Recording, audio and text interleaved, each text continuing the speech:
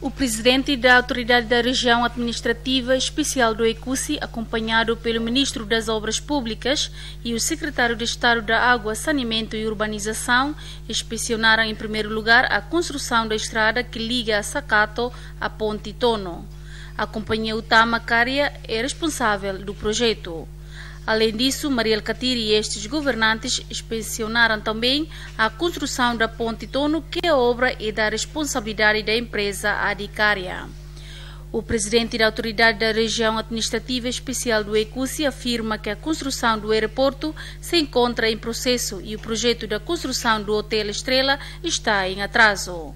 Acrescenta ainda que vão ser gastos muitas verbas para a construção destas obras. Mariel Catiri diz que a Ponte Tono tem mais de 300 metros de largura. A reportagem de Cândido Alves e Rodolfo Souza.